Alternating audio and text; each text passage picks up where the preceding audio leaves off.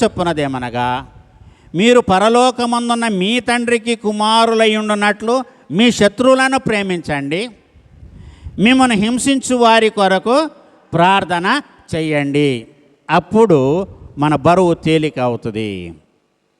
మనకు ఉబ్బసం రాదు, ఆయాసము రాదు, ఊపిరాడనే స్థితి రాదు. ప్రభునందు ప్రియులారా గమనించండి. మనకంతా పగవాళ్ళు ఎవరు? ఎదుటి వాళ్ళే పగవారు. మన ఇరుగు పొరుగు వాళ్ళే పగవారు. గమనించాలి. ఇవి చేయమంటుంది దేవుని యొక్క వాక్యం. మనం శుద్ధులుగా ఉండాలి ముందు కదా. ఎందుకు ఎదుటి వ్యక్తి పట్ల అసూయ ఎందుకు పడాలి? ఎదుటి వ్యక్తి పట్ల ఎందుకు ద్వేషాన్ని పెంచుకోవాలి? మన సొమ్మేమన్నా తిన్నారా? తినేవండి, బతికినట్లే కదా, మనం పోషించినట్లేగా.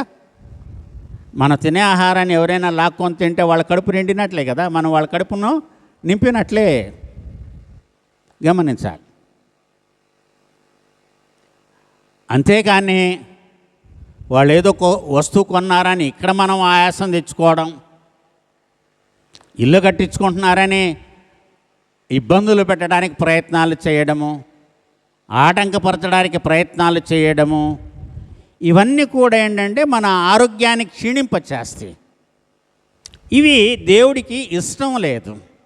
కాబట్టి అక్కడ చేరినటువంటి జన సమూహముతో యేసు ప్రభువారు చెప్పినటువంటి మాటలు, మీరు పరలోకమందున్న మీ తండ్రికి కుమారులై ఉండునట్లు మీ శత్రువులను ప్రేమించండి. శత్రువులను ప్రేమించాలి.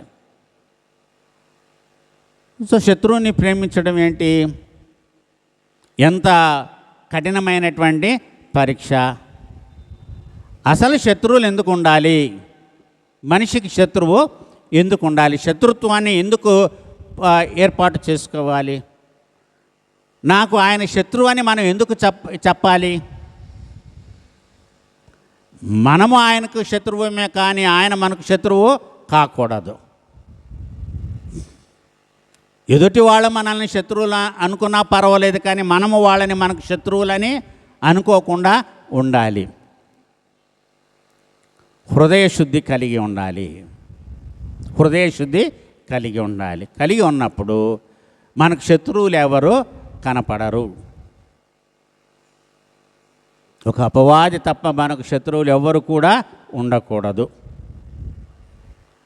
మనల్ని చూచి అపవాది కూడా మారేంత శక్తి మంచితనం మనలో ఉండాలండి. మనల్ని చూచి సైతాను కూడా మారేంత మంచితనం మనలో ఉండాలి. ఇది సాధ్యమా? యేసయ్యను చూచి సాతాను మారిందా? మారలేదుగా. ఓడిపోయి ఆయన విడిచిపెట్టి వెళ్ళిపోయింది. ఇక్కడ కొండ మీద ప్రసంగంలో ఇంకా యేసు ప్రభువారు ఏమంటున్నారంటే, మనుషులు, ప్రత్యేకంగా ఇది మనుషుల గురించే కాబట్టి ఏమంటున్నారంటే, ఆయన చెడ్డవారి మీదను మంచివారి మీదను తన సూర్యుని ఉదయింపచేసి నీతిమంతుల మీదను అనీతిమంతుల మీదను వర్షము కురిపించుచున్నాడు. ఈ స్టేట్మెంట్ ఏదైతే ఉందో చాలా గొప్ప స్టేట్మెంట్ ఇది.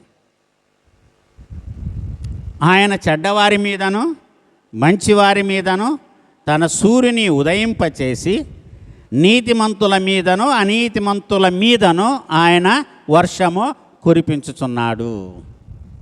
ఇప్పుడు 4 దేశాల్లో భూకంపం వచ్చింది. 4 దేశాల్లో భూకంపం వచ్చింది ఒక 2-3 రోజుల్లోనే. మరి అక్కడ పడిపోయినటువంటి బిల్డింగ్స్ అని చూసినప్పుడు అందరూ పాపాత్ములే ఇళ్ళు పడిపోయినాయా?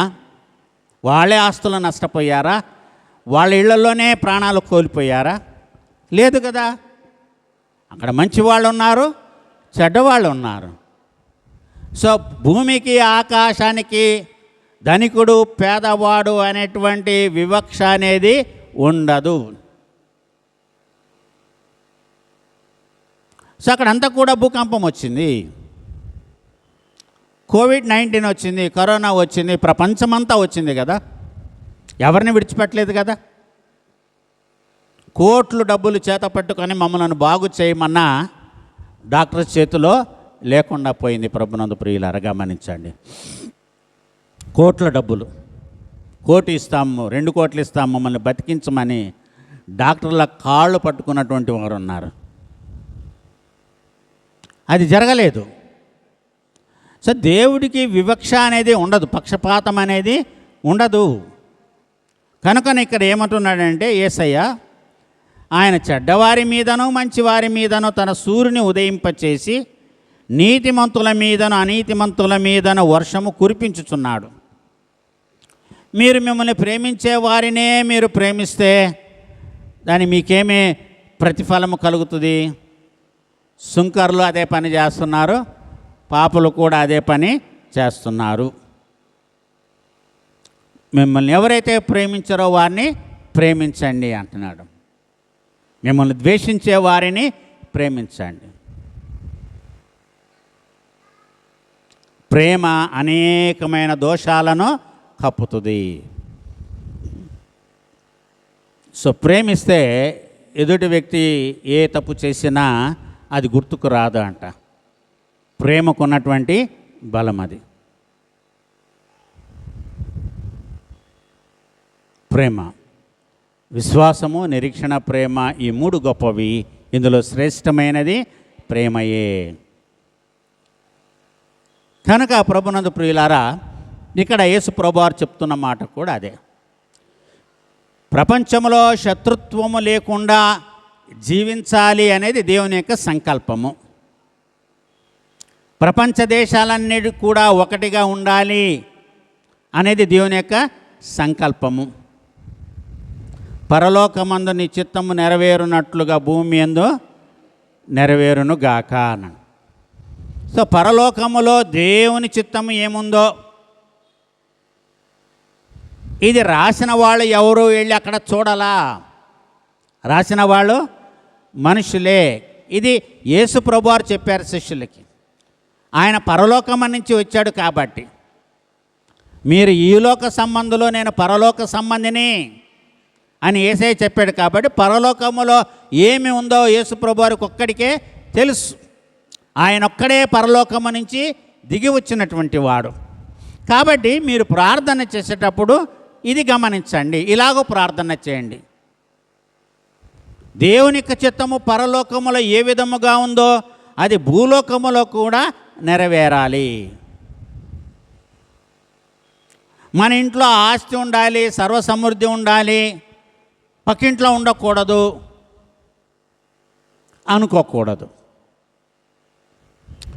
సో మన ఇల్లు పరలోకమైనప్పుడు పక్కిలు కూడా పరలోకమై ఉండాలి.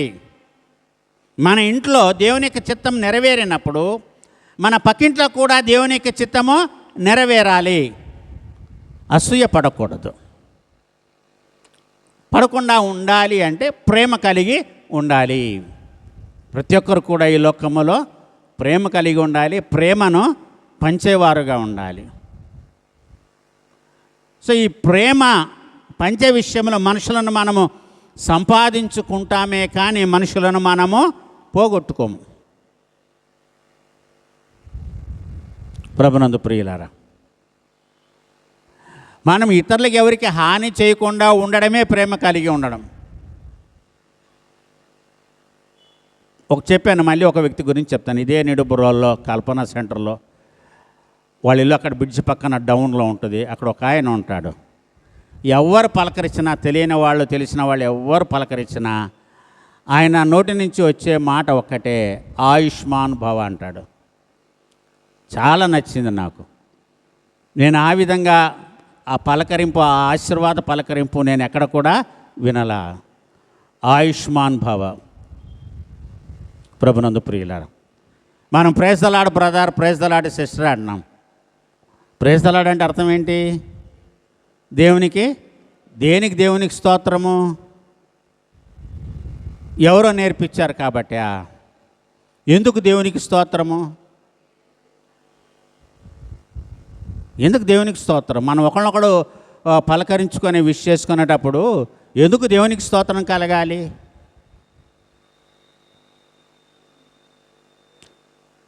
మనం పలకరించే వాళ్ళతోనే దేవునికి స్తోత్రం అనాలా? ఇట్లాంటి దేశాలన్నీ మనసులో పెట్టుకొని ఉపవాసం చేస్తే దేవుడు ఎట్లా అంగీకరిస్తాడు? 6వ తరగతిలో తెలుగు వాచకంలో నాకు ఒక పద్యం ఉండేది. ఏంటంటే, పాపము చేసుకొని బావిలో పడితే పైమురికియే కాని పాపాలు పోవు. ఇది కూడా అంతే.